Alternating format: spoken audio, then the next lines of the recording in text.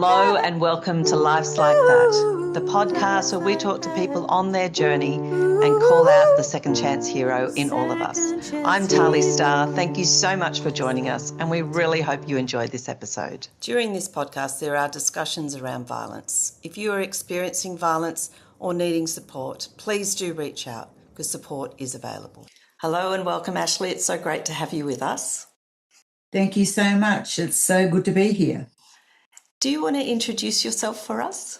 I will. My name is Ashlee Donohue. I am a proud Dunghutti woman born and raised in Kempsey on the mid-north coast of New South Wales, and I'm the current CEO of Mudgeongull Women's Aboriginal Corporation, but I also do a lot of consultancy on my own around the anti-violence message. I am a mother of 2 and a grandmother of 7, and yeah. A very accomplished woman. Thank you.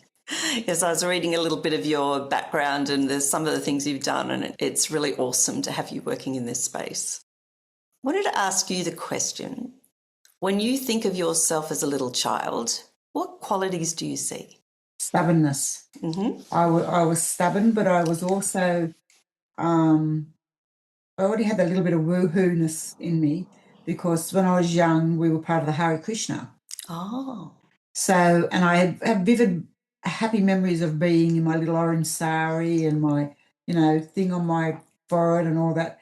But I also remember when I was a young child, I used to stick my head out the window when we'd be driving to the beach and sing at the top of my voice. So I had this little free spirit about me too, but I was also a very serious child and stubborn, like I could dig my heels in, and I was, maybe a little bit argumentative, which I probably still have that character today. I think that's great. I'd say passionate, not argumentative. Yeah, I'm glad you reframed that, because I think so often, especially as women, we use those traits in a negative form.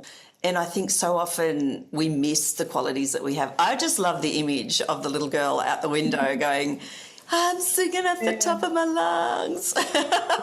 It's a vivid memory. My grandmother had an old Valiant, and back in the day when I was getting in cars, it was packed to the brim. Like, my grandmother had 11 children, my mother being the eldest. And I grew up with half my uncles and aunties, like brothers and sisters. So we'd be all piled in the back of the car, and I'd manage to get my head out the window and sing. I don't know what I was singing, but I'd be singing. Oh, I so love that. And when you hear the word hero, what do you think of? You know what I honestly hear when I hear the word hero? A war hero. Oh, interesting. I don't know why, because I think that word is often depicted with people that have been to war and they get medals for being a hero, or like a medallion. So maybe not a war, but just something that acknowledges that whatever you've done is heroic. Yeah, like you've earned it or something. Yeah. But I really believe, like, the hero thing, for when you say it, like when you've asked me and it's come straight to my head, is in war, like the hero of war. Like, it's so, I don't know why but that's what come to me. Did you have people in your life that were involved in the war? No. Interesting. Maybe in the Aboriginal people's wars, but not in the colonial wars. No. Yeah. No. Is there? Who and grandfather may have been. I don't know my father, so I don't know that side of what would be. I only know my Aboriginal family, and there was no as far as I can go back, and I've been able to find the way all the way back to Grandma Polly, who was the first, during colonisation, was where my grandfather Alex come from anyway. So I get all of that, but there was no war heroes. They would have been warriors. Warriors, okay, I like that. Who? It's not normally a question to ask, but is there an Aboriginal hero that comes to mind for you? My grandmother. Mm-hmm. My grandmother was the most resilient, strongest woman I know I've ever met in my whole life. Wow. She was laying sleepers on train tracks when she was 7 months pregnant with her 6th child. Grew us all up in a tin shack on the side of a creek, growing our own vegetables and living off the land. I never heard her complain. As the eldest grandchild, it was my job. I was allowed in the kitchen. I was given privileges that other kids weren't, even her own, because as the eldest grandchild in our family, it's your role then to look after your grandmother. Oh. So I was extremely loved by my grandmother as well as both my great Aboriginal grandmothers, which is, such a privilege and such an honour to be loved by these amazing women. When people say they stand on the shoulders of giants, I stand on her shoulders, and she's the biggest giant I've ever met. Wow, she sounds like an amazing woman. She was. She was. Because the Aboriginal culture is more matriarchal too, isn't it? Yeah. Do you find that there are a lot more female heroes, leaders, representation that you can look up to in there? In my personal life, yes. In my personal experience of growing up and the woman that I am today, I wouldn't be where I'm sitting right now if it wasn't for the leadership and the support of older Aboriginal women that have paved this path for me to walk down. I just love that because often women are not raised up in any way, and I think there's so many incredible women around the world, and especially in the Indigenous culture. I've met so many incredible women that I'm just kind of blown away by the people that I meet and the grace and humbleness that I continue to see despite the things that they've had to come through. I think that's so encouraging and so inspiring to see. Yeah, I do too. And so we're doing this for International Day of Indigenous People. Where do you think we're coming to in all of that? Or maybe I should come back to that later. Where do you think we have been in that journey? The reality is that it's the longest living culture in the world. Yeah. Right? And to live on the lands of that oldest living culture and to come from those bloodlines is the biggest privilege that you could ever have, I believe. The problem is, we are where we are now, and we still have the knowledge of that culture, regardless of what went down to try and disintegrate it, to turn it into not existing, tell an alias. It is still here, it is still alive. But the racism that is shown in this country forever, but more highlighted in the last couple of years, where it's almost giving people permission to be racist without any consequence, is out of control at the moment, in my view. What do you think that's from? Well, it's all political, isn't it? Yeah. It's all this political stuff. It's so people have become, and this is a term that I always use with my grandchildren, mean-spirited. Like there's so much nastiness going around at the moment with our young people fighting and stabbing and assaulting each other, with the increase of domestic and family violence, the increase of incarceration, the increase of home. It doesn't matter where you live, violence is happening, and nastiness leads to that. Like that, the mean spirit of people. That's what I say, and it's on the increase. It's like all of a sudden, people don't know how to behave. Seriously. Or it's either that or the veil of all this bad behaviour has been lifted. Either one or the other. But it's now to the point where people's manners are no longer there. Common courtesy is no longer there. The respect for elders, the respect for teachers, the respect for ambulance and doctors, the people that are there that put their lives on the line to keep us safe and look after us. There's absolutely no respect for them. Yeah. And that's because this ability to be nasty or mean-spirited, as I call it, there's no consequence for that anymore. Yeah. I mean, you work in a very difficult area. Are you also experiencing that? Oh, I've experienced the extreme nastiness and mean-spiritedness online from some of the things I've said and done, especially in relation to my granddaughter, who was, I don't know if you're aware of this, Talia Starr, but she was assaulted by 10 other girls, that were horrifically assaulted. And when I took a stance against it, some of the profanities and disgusting language that were used by other Aboriginal women against me for taking a stand is just absolutely indescribable. Like the mentality of those women is just beyond my understanding, that you would think that it's okay to assault a 14-year-old girl the way that my granddaughter was assaulted and then not take the stand that I took on it. Yeah.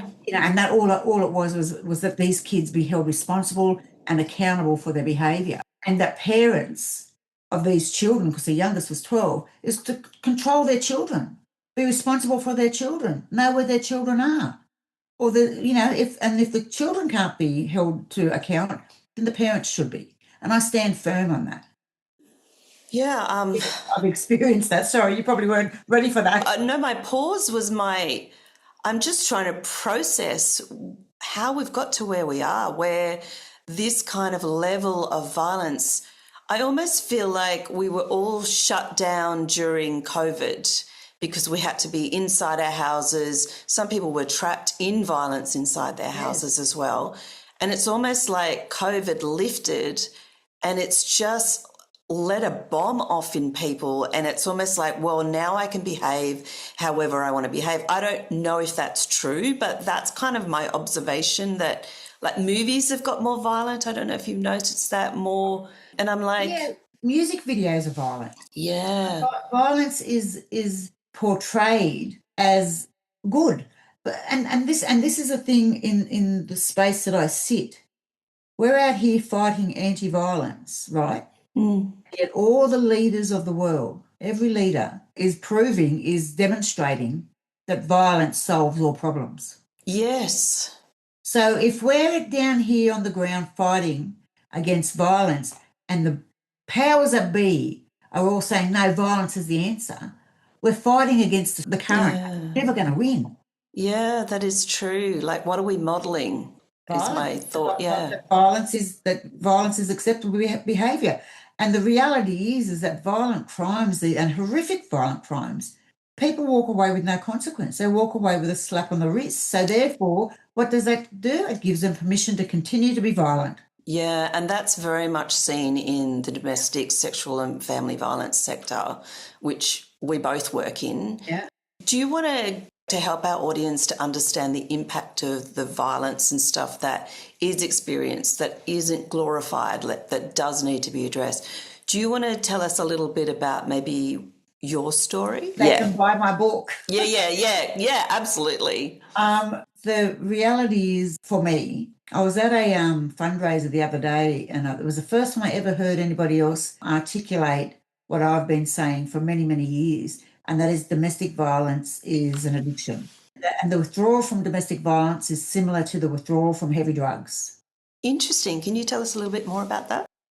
For me, I've said all the time, like when I was in a domestic violence relationship and we'd have a, argument or fight or I'd be assaulted or whatever, he'd leave, I'd stay or I'd run away and we'd be parted for a while, but it would only take a little while for my body would ache for this man. It would ache for him. I knew I didn't want the violence, but it's like any addiction. It's like if you're an alcoholic, you don't want to get drunk, right? And do whatever it is you do, but you take that first sip and you can't stop. It's like gambling. Okay, I'm only going to put $20 in. You're there for 5 hours and put your whole pay in. It's like any drug. You don't want to do what you're doing to get drugs, but you can't stop yourself from doing it. That is what domestic violence was for me. I'm not saying that's the situation for every woman, but I believe it's like an addiction, because otherwise why we keep going back, especially if you do have avenues to leave. Yeah. Not all women do have avenues, but a lot of women do. So this is what's missing in the DV space too. We talk one-sided, right? I always say there's a 50-50 chance that women will leave. Everything that is programmed, all the policies, all the safety plans are aimed at women leaving. What about the 50% that go back? What's in place for them? They're the forgotten women, and they're the women, the majority of women, that are ending up dead. Yeah, I think that's true. And I was thinking about the addiction angle too. I think that's the same for men. I actually think it's like, I'm just thinking this out loud with you, but I feel like it's an addiction because they get the release when they get the, when the build-up happens and then the explosion happens, however that is, whether it's through covert forms or overt, like punching, or whether it's through control.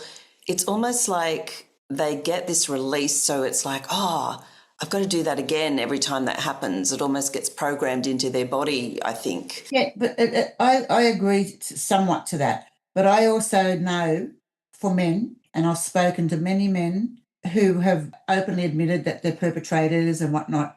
And what happens, what's missing in that cycle, the wheel, is the power of intimacy. Because women will sleep with that man after being assaulted, not to make love, to keep herself safe or to stop the violence. In the man's mind, everything's back to normal. As soon as he sleeps with her, as soon as they come together, everything's back to normal. What normal looks like in that relationship. Yeah, absolutely. I think that's a really excellent thought that I haven't heard said like that before.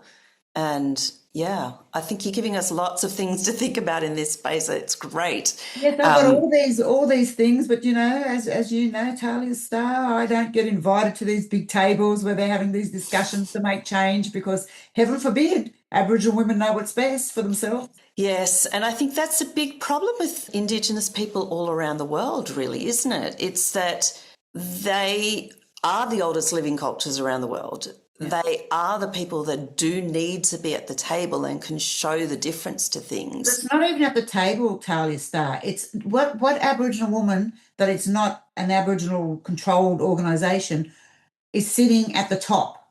Yes. In the TV space. There's none. They're all middle-class white women.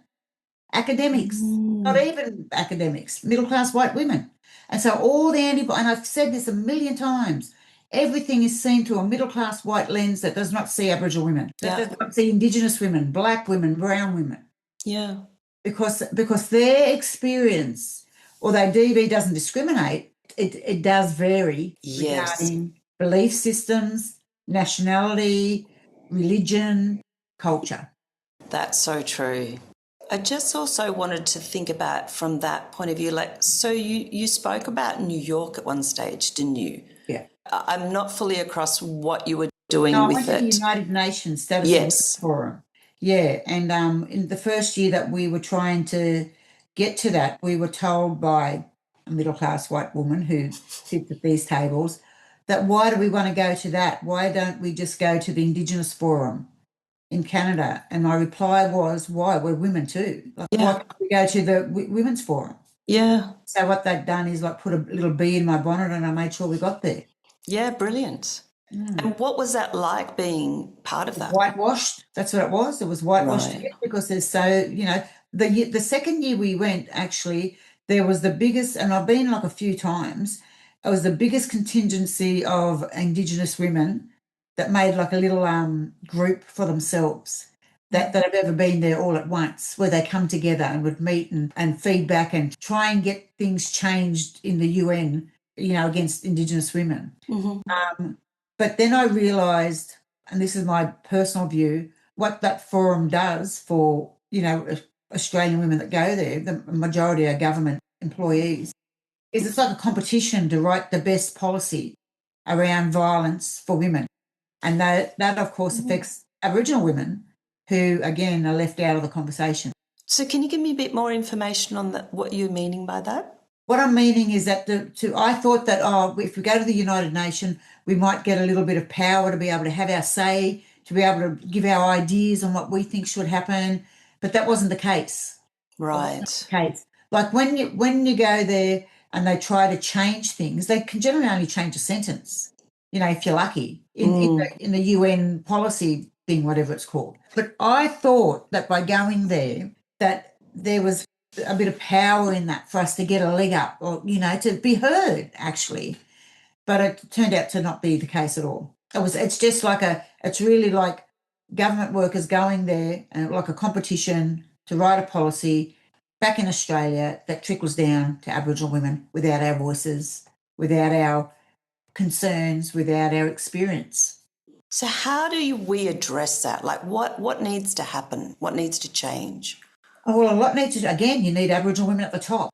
And until we've got Aboriginal women sitting at the top or leading, why do the Aboriginal people that are in Parliament have to be in just Aboriginal things? Why can't they be the Premier or what are they called, of domestic and family violence or the Commissioner? Why can't they be that? Yeah. Like, tell me why they can't be that. Why, Linda Burney was great in Parliament. Why didn't she ever get given that portfolio? I mean, her background was education, but a lot of people don't know the Love Bites training that gets put out was named from Linda Burney. She started that. Oh, wow. Yeah. Because I've done the Love Bites training myself with Maureen, so I Yeah. knew that she was part of it, but I didn't know that Linda Burney was part of it. Linda was the one. She named it because she walked into an AMS and she seen a young girl there busted up with a love bite on her neck, and that was how it became Love Bites. Wow. So there's a bit of history for the history books that people wouldn't know. Yeah, it's great. That's why I love having these conversations. There's all sorts of things that come out. And I think what happens quite often is people go, oh, Aboriginal people will do Aboriginal people things, but they don't go, Aboriginal people are part of the whole of our culture and the whole of Australia and the whole of around the world. And so all voices, like they're not just Aboriginal people, I guess is what I'm trying to say. See, for me, that's such a contradiction because white people expect Aboriginal people to do white things. Yes. The white man's law, regulations, policies, everything. So why can't Aboriginal women, people have a say in how they want to be treated or acknowledged in their own country? I think we were saying the same things, but maybe I'm not actually representing it right. So tell me more about what it is you're seeing and thinking and feeling around that. I was just answering to what I thought I heard you say, and that was that, non-Aboriginal people are saying, well, Aboriginal people only want to do Aboriginal things. That's what you said? Yeah, non-Aboriginal people think Aboriginal people only want to do Aboriginal things. Yeah. But what's wrong with that? There's nothing. I know that. I know you're not saying nothing, but see, non-Aboriginal people want to do non-Aboriginal things and expect Aboriginal people to be okay with doing non-Aboriginal things. And that's happened since colonisation. Yeah, okay. So what am I missing? Not quite. So tell me, I'm obviously missing something. Why is it a problem for the majority of the country who are non-Aboriginal say, oh no, well, Aboriginal people only want to do Aboriginal things, so why do we have to do that? Or why do we have to think about that? Or why can't they just do what we're doing? That is the basis of the country. It's like when non-Aboriginal people think that Aboriginal people get free cars and houses and all this stuff. That's a load of shit. Yeah. They get AB study. There's Oz study, which is exactly the same. They get scholarships. There's scholarships exactly the same. There's no free handouts. They're on Centrelink. How many non-Aboriginal people are on Centrelink? Like, we make up less than 3% of the population. Yeah. We take up all the money in Centrelink in government. So it boggles the mind as if why can't there be a collaborative come together to make decisions instead of whitewashing it or saying, oh no, well, they're only going to do Aboriginal things. Yes. We've had to live by the law of this land since colonisation. So we're all colonised, whether we want to say it or not, because we live in houses, we go to school, we, drink water from a bottle, you know what I mean? Boil the kettle, all that stuff. Yeah, and that very poorly put was what I was trying to say. How come we're not collaborating together? Yes, and I think that's the fundamental problem that's happening. And the other problem is this big outcry over welcome to country. Now, I've got a very easy perception of what that is. If you move into a new neighbourhood and the neighbours say, oh, hello, I'm so-and-so, what do they say? Welcome to the neighbourhood. Yeah. That is all it is. Welcome to this land that is ours. We're not saying we want to come over for dinner and take all your stuff. That is the easiest way I can give an example or what is it, one of those fancy words of what a welcome to country means. I love that. I think that is such a great way to put it. Analogy, yeah. Analogy. And that's what it is. It happens. Everyone else, and that's neighbours that will introduce, and most neighbours do because they want to know who's in the neighbourhood. Yeah. And that, it said, welcome to the neighbourhood. That is what it is. And if people get that in their mind, they'll view it differently. So what would you say is a framing of what led you to this work? Oh, I never envisaged I would do this work. I started out as a bookkeeper at Mudgee years ago, in a DV relationship, just not thinking I was in a DV relationship, because I wasn't getting bashed every day. And one day I was just asked to talk, and I got up there and crying for myself. And then I realised when I started working here that it was okay to have these conversations about violence openly, because all the women were coming here like talking about it.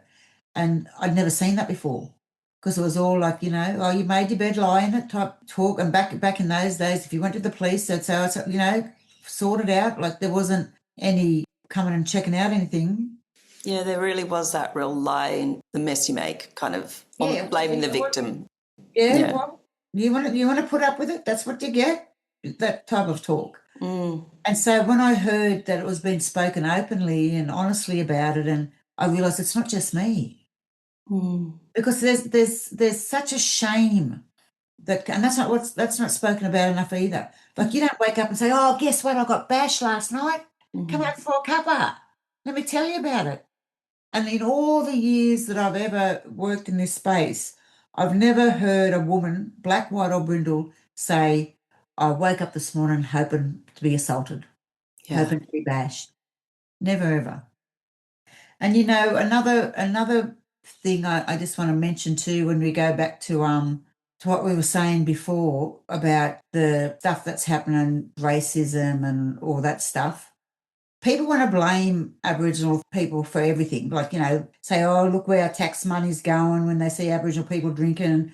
Oh, look, they deserve jail. They do all this and do that. But the reality is that Aboriginal people have survived for over 85,000 years. We raised our children without prisons, without child protection, without police, without domestic violence legislation or policies. So if violence is our culture, as many people say, why did government spend over 200 years trying to destroy our culture? I think that's a great point. Because that's what people say. And violence is not our culture. Violence came with colonisation. And I'm not saying that to remove accountability for people who are violent, but I'm trying to make people understand the context. Yeah, I think that's a really important point that you're making, because in all of my understanding, which I'm not Aboriginal, so I don't have that experiential side, but my observations and learnings have been that the Aboriginal people weren't a violent people, and colonisation came, and that is when the violence happened to them. And for Aboriginal men, and again, I'm not validating, because there are Aboriginal men that are violent. I'm not saying that anything, but in order for them to be considered men, they had to do what the white men were doing. What were those white men doing? Bashing, raping, ripping children out of Aboriginal women's arms. That's what they were doing. And they, I've said this in presentations, that people want to know where all the fair-skinned babies come from. I'm not going to use that other disgusting description of what that is. Watch that show Australia with Nicole Kidman in it. When she walks into the room and all the people at this fancy dinner, and they've got all the fair-skinned babies going to take them over to an island to kill them. And she walks into the ballroom, she goes, what are you going to do about this? And they look at her and she goes, well, all the fathers are in this room. Yeah, absolutely. And so this is what I mean. This stuff gets put on these big screens and it still doesn't have the impact of what the messaging is saying if you don't hear it. What do you think will have the impact? I think that there has to be honest, open accountability of past traumas that's never been accounted for. Saying sorry wasn't enough, because even in the school books today, the real history of this country isn't being taught. So unless that's taught, unless it's learned, unless it's acknowledged, then we'll live a lie. Yeah. Because 240 so since colonisation is only 5 generations ago. That's not a long time. My mother, when she gave birth to me, Aboriginal women weren't allowed in the main ward of the hospital. They were put on what was called the veranda ward, which was a veranda with green mesh around it. So if you're brought into the world in that trauma, and everyone talks about trauma, that it's inception and all that stuff, that is what we start out with. So, think about that. And people are saying, oh, get over it, oh, look, you're white passing and you're all this. And I am all that. but I am an Aboriginal woman that came from an Aboriginal woman that came from an Aboriginal woman. Trace my Aboriginal lineage, I can't find my white father. So let make that make sense. Wow. Yeah, that's, gosh, so many things in what you've just said. I do sometimes despair over this and the way that we treat Aboriginal people and the way we don't acknowledge the trauma that has happened and the way that we don't acknowledge the trauma that's still happening to Aboriginal people. And I don't get how we can close our eyes to something that is so profound and a profound beginning of Australia. Well, Australia always existed, but now it's the form of Australia after colonisation. Yeah, I don't have words because I just really, it doesn't make sense to me. I don't know if anyone's watched that show Silo on TV. No. That just come because I'm watching it now. That just come to mind where all these people live in this silo, and they want to go outside. They've got to say, "I want to go outside," and then they're outside and they put these big, like they're walking on the moon, and they collapse and whatnot. I haven't watched it all yet, so I don't know what happens. But that's kind of like colonisation. Here, you all get in here. If you want to go out, this is what's going to happen, and you're going to live by these rules, and you're going to adapt this environment, and this is how we're going to live. And we're never going to tell the truth about the past. Yeah. That's the messaging in this show, Silos. That's the messaging of this country, Australia. Yeah, and we're fighting the truth at the moment in a very strong way. Mean-spirited way, like the racism that is blatant racism. And living with that level of racism, how do you do that? I see more racism. When I was with the father of my kids, I would have to jump in get a taxi because I wouldn't stop for him because he's a very dark-skinned man. Mm-hmm. I could be standing at a shop with my two children who are brown, dark, look Aboriginal people, and they would look over them and say, "Are you okay, ma'am?" No. They see. I see that the thing with me is I walk in two worlds. I see. I see it. I see even with my little grandchildren who go from milky white to dark chocolate. I see them treated differently because of the colour of their skin. Yeah. And so my goal is to at least put a dent in that amount of racism so that my grandchildren can all be treated equally when they walk into a shop. If I go into a shop with my daughter, guaranteed would be asked to show her a receipt. I walk in and out, never asked to check my bag. That is appalling. And I see this with my own eyes. I see it with my own eyes. So there's a lot of challenges that you have faced and that you're still facing. Like, what helps you to keep going?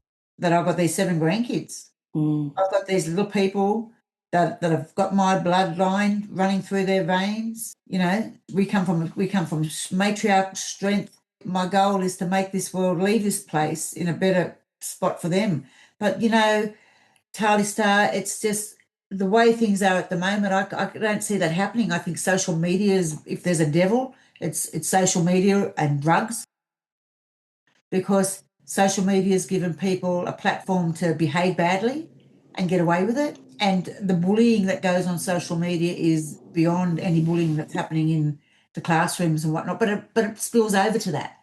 And I think unless there's a lid put on that, then goodness knows what's coming next. All this AI stuff, kids won't even read a book. They'll listen to it.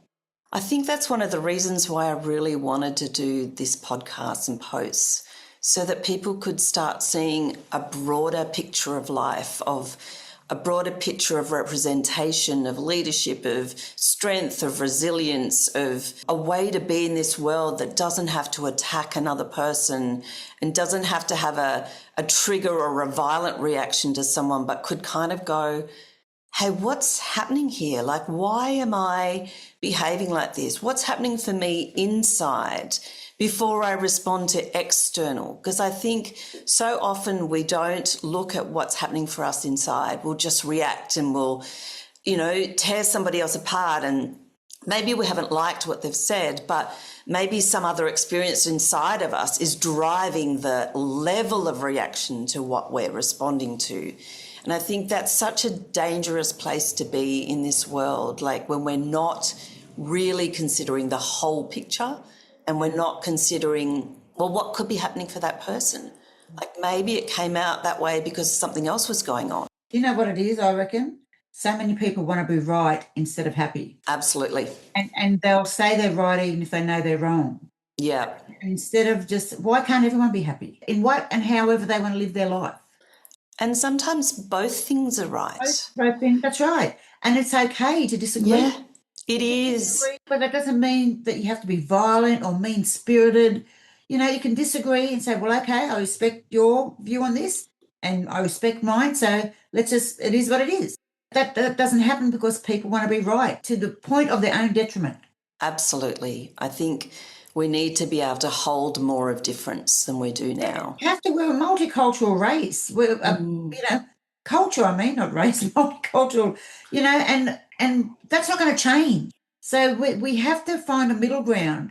In fact, this is what the powers that be should be working towards, creating a middle ground where we can all live free, safe, happy lives without violence. Why is that so difficult? Yep, totally agree with you there. That is everyone's human right to live a safe, happy life. So on that note, if you were going back to that little girl that was hanging out the window and singing, who had a Hare Krishna background, who was strong in what she thought and could stand her ground, I'm reframing your words a little bit from stubborn, was free-spirited, who could be serious, what would you say to her? I would say to her, thank you for laying the foundation that's made me the woman I am today. Because without you, baby girl, I would never have survived. Oh, that's so beautiful. Gosh, we all need to be able to do that to our inner child, don't we? People need to acknowledge their inner child. Anything that's happened, any trauma that's happened, that little girl, that little boy are the ones that carried it and got us through. Absolutely. And there's not enough inner child work. People don't even believe that little girl, that little Ashlee, she's stronger than I am sitting here today. And it's her strength that's got me here. Anyone that's had a childhood or a relationship like me and can sit here that addiction free of anything and thriving in the work that I do, and I've got a beautiful family, growing a beautiful family. That to me is more successful than millions of dollars and a mansion. I'd absolutely agree with you. I've got my health. I'm nearly 60. You look fabulous for 60. I've still got my looks. Like nothing's knocked out, nothing's broken. I'm doing okay. Yeah. And what things do you think you've learnt since you were a little girl? Since I'm a little girl, I have learned that if I listen to my inner self, if I listen to my inner voice, listen to your heart, Kempsey Donohue song. No, but if you listen to your intuition, the first time, you very seldom will make mistakes. And how you do that is you ask yourself, I say this to my kids, if I do this, is this going to make mum happy and proud of me, or is it going to make her upset and cranky? That's how you make your choices, because everything's a choice. There's more than one fork in the road, trust me, in this life. Yeah. And that sliding door effect, it happens. And a lot of us make mistakes when we don't. Look, let's say you're walking around Woolies, okay, and you see the grapes and you think, I'm just going to have a little taste to see if they're worth buying. And you pick a grape and you know that's wrong. If you're going to steal something, you know that's wrong. Your mind you shouldn't be doing that, but you do it anyway. And then if you get caught, what happens? You get charged with it. You know what I mean? So that inner voice, that's the easiest way I can put a example of listening to your inner voice is like little things like that. When you think, should I do this? Probably not. If you're asking yourself the question, then the answer is probably not. That's a very good point. Absolutely. And is that what you think you'd like to leave our audience with? I do, and I want our audience to know that it doesn't matter where you've come from, what you've been through. We get one life, we get one shot at this, and it's never, ever too late to start anything. And I want you all to know I'd never dreamed of going to Harvard in my life. And I went there last year, and I am indeed a Harvard graduate. Yes. I'm 57 years old. This is what I want people to know. The only thing that can stop you in this life from achieving your goals is yourself. Yes, the only thing that will stop you from reaching your goals in your life is yourself. Is yourself. Absolutely. I think that's a great note to leave us on. I have loved the conversation with you. I love that we could grapple with trying to understand with what each other was saying, sit with the learnings. That's grown-up conversation, isn't it? Exactly. That's grown-up conversation. That is absolutely grown-up, respectful conversation that wants to understand the other person and wants to really hear the other person. And that is what I've known from you in the short time that I've known you. But you're someone who really does want to have those conversations in a respectful way that really brings unity. Yeah. So let's have our audience trust their guts. Trust your guts. Trust your gut. Trust yourself. Trust yourself, because you're the only one that will stand in your way. You're the only one. Thank you so much for joining us, Ashlee. I really appreciate it. Thank you. It's been an absolute pleasure. Lives like that. Ooh, second chance heroes. Lives like that. I want to acknowledge that this podcast was recorded on Gadigal land, and I want to pay my respects to elders past, present and emerging. Always was, always will be Aboriginal land.